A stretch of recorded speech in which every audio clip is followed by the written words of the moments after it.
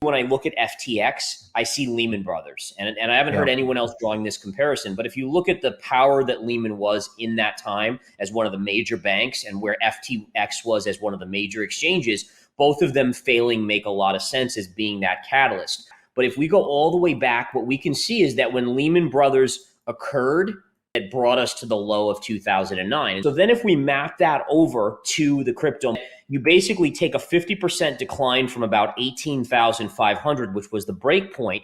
And if you zoom out, there's a long-term trend line going back to 2017 before the bull market to the 2018 lows of the bear market to the crypto low. And where does that trend line go? Basically to that 40-50% decline. Everyone is so distracted by the FTX scandal that they have largely forgotten about the economy. Gareth Soloway, an astute forecaster of the markets, reminds us that FTX is but a little fish in the mighty ocean of markets and economy we're all trying to navigate. A lot has happened regarding the economy, and the impact would be more far-reaching than the effect of any cryptocurrency. If you don't want to be caught unawares by upcoming market events, click the subscribe button to join this channel. So to me, I think that for Bitcoin, that's actually part of the first dip. So right now we're technically, they haven't announced that we're in a recession. I think we probably are, but according to the Fed and government, we're not yet. So I think this is the first phase. What I'm thinking is the first phase is what helps drive Bitcoin to its low pivot. And then I actually believe that the second phase, where the economy actually is going to suffer the most, will actually be where Bitcoin flips and starts to become a safe haven for assets. And the reason it's going to flip is because you're going to start to have a lot of investors looking at the economy getting worse and worse and worse, and they're going to start giving up on stocks like Apple and Microsoft and these other ones as the consumer just runs away. And so the question is, well, where do you put your money at that point? And this is going on the assumption that we do have regulation and transparency within that period. But I do think that once we get that transparency in the crypto market, smart money, billionaires, they're going to start moving towards Bitcoin. And I actually think in that second dip, Bitcoin actually outperforms. I'm going to go with a 25 basis point hike. I think it's either 25 or 50. I think that we're starting to see, I think hopefully the Fed is noticing the labor market, the layoffs at Meta and so forth.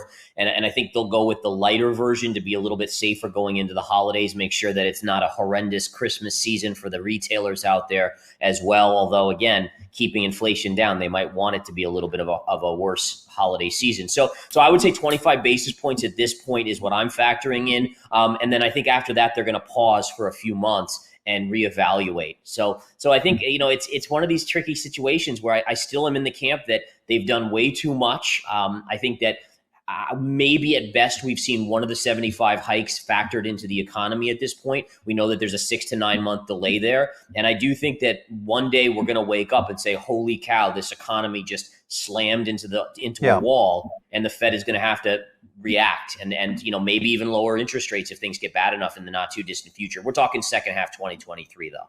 At the start of the month, the S&P 500 had its biggest single-day leap since 2020.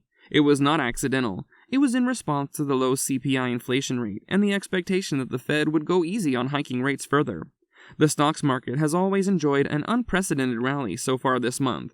The same cannot be said for cryptocurrencies, unfortunately. Is this the end of the bear market? Strategists at Goldman Sachs don't think so. They have come forth with the prediction that we have not reached the bottom. That low point, before we begin to see a recovery, is still further into 2023, they forecast. We're to expect a very volatile market from now till the point of recovery, so we're not out of the woods yet. This is not about cryptocurrencies, it's all about the asset classes.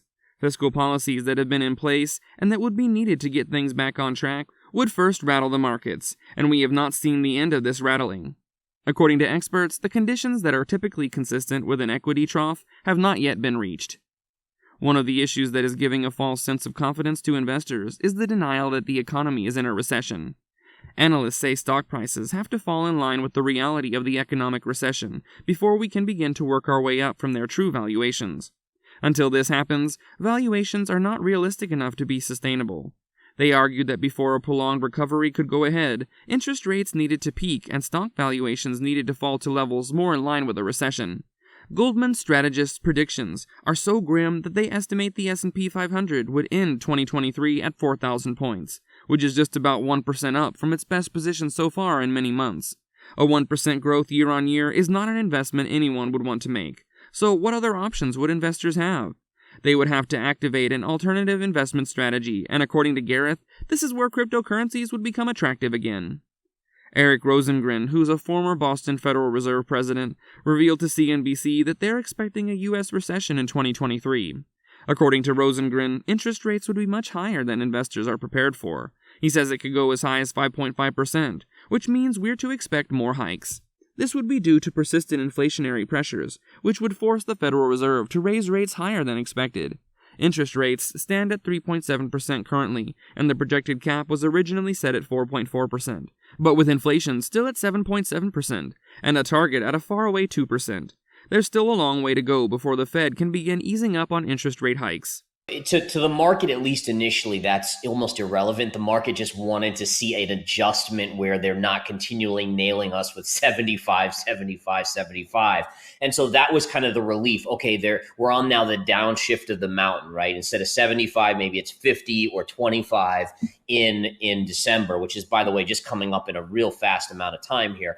But I think also you look at it and say, okay, does the acceptable inflation rate, does that need to change? And the answer is, yeah, they're going to move the goalposts. That's what the Fed has always done, right? I mean, it was initially that this was okay and now it's not. And then, they're just going to continue to do it. And it's one more step to the long-term, negative outlook, in my opinion, for the US dollar, where even though they won't go back to printing money in the near term, there will be a scenario economically where they're forced to, or at least they'll make the excuse that they need to. According to Gareth, one of the problems we could be confronted with in 2023 is a Fed pivot, when the Fed realized they have been too constrictive and have strangled the economy of too much liquidity.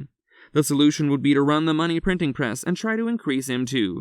A sharp rise in M2 in 2020 led to the inflation we're dealing with now. It should be recalled that by 2021, the Fed's balance sheet already had a deficit of $9 trillion. A lot of money had gone into giving support to businesses and houses during the pandemic.